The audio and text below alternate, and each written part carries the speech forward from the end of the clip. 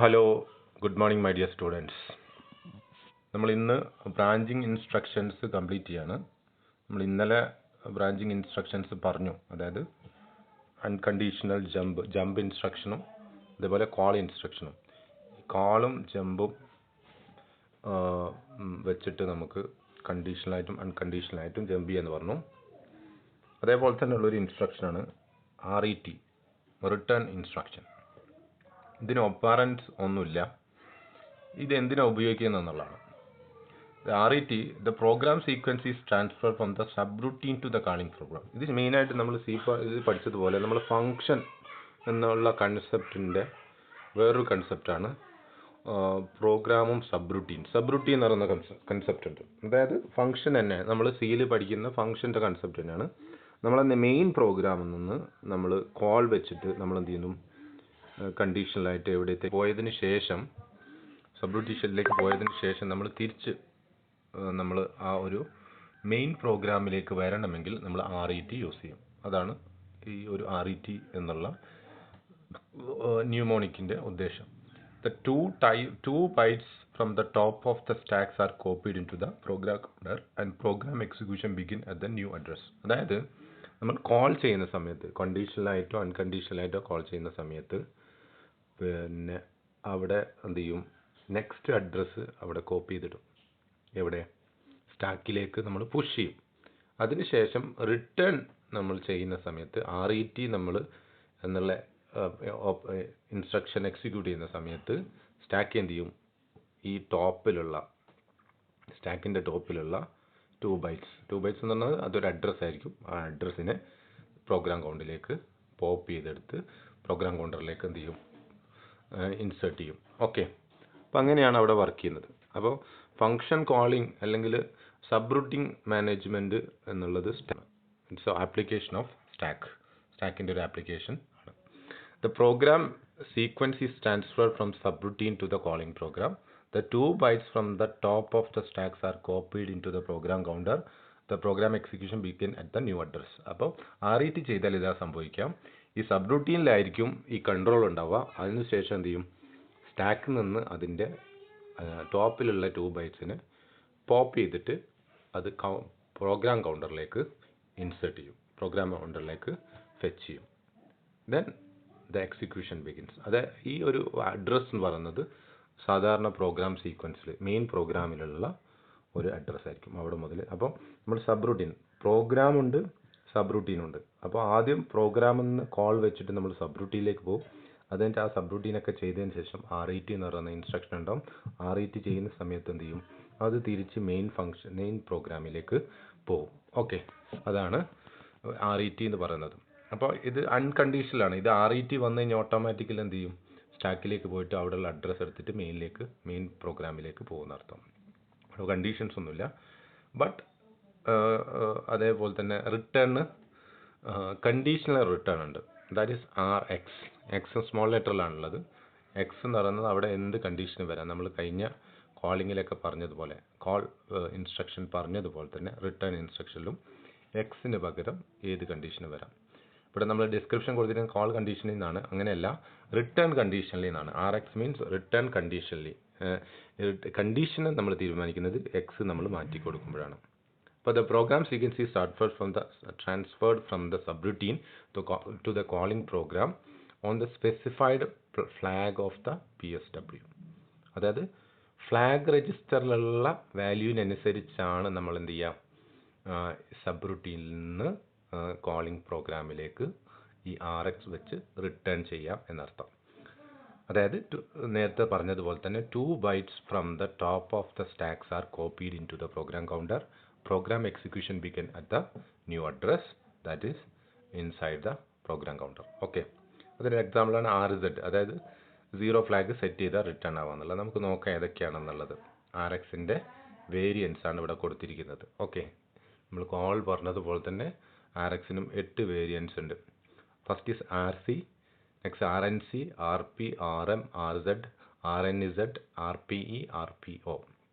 RC എന്ന് പറഞ്ഞു കഴിഞ്ഞാൽ റിട്ടേൺ ഇഫ് ക്യാരി ഉണ്ടെങ്കിൽ റിട്ടേൺ ചെയ്യാനാണ് RC പറയുന്നത്.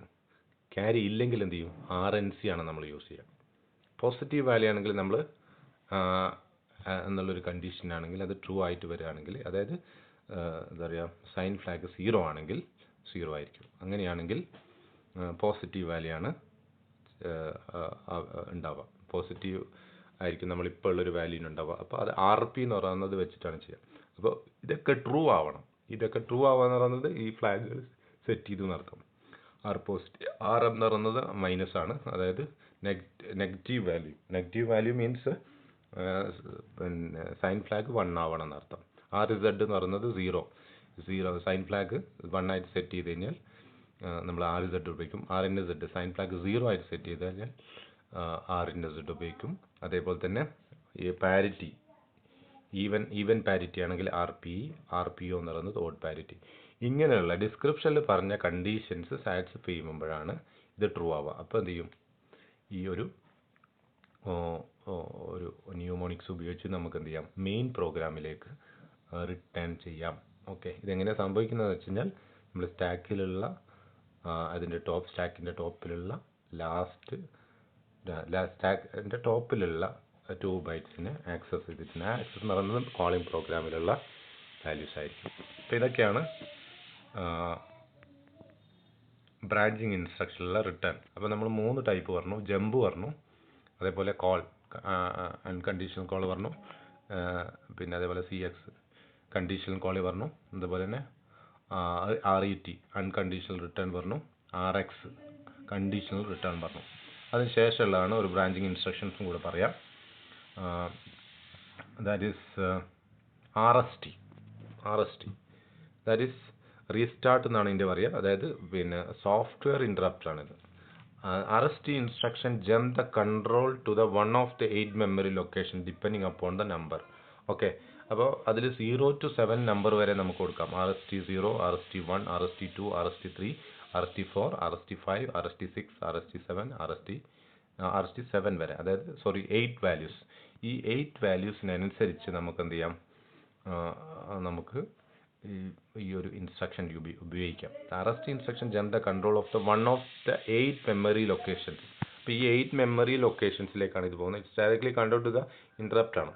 These are the used to software instruction in a program to transfer program execution to 1 of the 8 locations. അതായത് നമ്മൾ 8 ലൊക്കേഷൻസ് ഓൾറെഡി ഉണ്ട്. ഈ 8 ലൊക്കേഷൻസിലേക്ക് നമുക്ക് അതിൻ്റെ കൺട്രോൾ ട്രാൻസ്ഫർ ചെയ്യാൻ വേണ്ടിയിട്ടാണ്.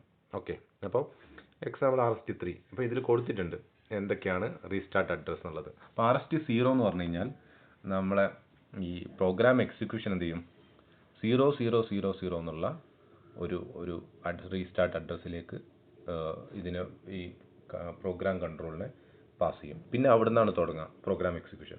RST1 ആണെങ്കിൽ 008, RST2 ആണെങ്കിൽ 10 വരും, 3 ആണെങ്കിൽ 18 വരും, 4 ആണെങ്കിൽ 20 വരും, അതേപോലെ 5 ആണെങ്കിൽ 28 വരും, 6 ആണെങ്കിൽ 30 വരും, 7 ആണ് 38 വരും. ഇതൊക്കെ ഹെക്സാഡെസിമൽ നമ്പറാണ്, എന്തല്ല സാധാരണ ഡെസിമൽ നമ്പർ അല്ല. അതുകൊണ്ടാണ് H അവിടെ കൊടുത്തിരിക്കുന്നത്. അപ്പോൾ ഈ ഒരു അഡ്രസ്സുകളിലേക്ക് എന്ത് ചെയ്യും, ഈ ഒരു ഇൻസ്ട്രക്ഷൻ വന്നാൽ കൺട്രോളിനെ പാസ് ചെയ്യും. പിന്നെ അവിടെ മുതലാണ് എന്ത് ചെയ്യുക, ഇൻസ്ട്രക്ഷൻ എക്സിക്യൂട്ട് ചെയ്ത് തുടങ്ങാം. ഓക്കെ, നെക്സ്റ്റ് നമുക്ക് കൺട്രോൾ ഇൻസ്ട്രക്ഷൻസ് ആണ്. അത് നമ്മൾ 2-3 കൺട്രോൾ ഇൻസ്ട്രക്ഷൻസ് നമ്മൾ നോക്കാം. അത് കഴിഞ്ഞിട്ട് നമുക്ക് ഇന്നത്തെ ക്ലാസ് ഇവിടെ നിർത്താം. കൺട്രോൾ ഇൻസ്ട്രക്ഷൻ എന്ന് പറയുന്നത്, control instruction control the operation of micro processor. ചിലപ്പോൾ അതിന് പിന്നെ ഓപ്പറൻസ് ഒന്നും ഉണ്ടാവില്ല. ആ ഒരു ഇൻസ്ട്രക്ഷൻ കൊടുത്തു കഴിഞ്ഞാൽ അതിലെന്തെങ്കിലും ഒരു കൺട്രോൾ ഓപ്പറേഷൻ നടക്കും. ഫോർ എക്സാമ്പിൾ NOP എന്നുള്ളൊരു ഇൻസ്ട്രക്ഷൻ കൊടുക്കുകയാണെങ്കിൽ നോ ഓപ്പറേഷൻ ഈസ് പെർഫോംഡ് എന്നതാണ് അതിൻ്റെ അർത്ഥം. That means the instruction is fetched and decoded but no operation is executed.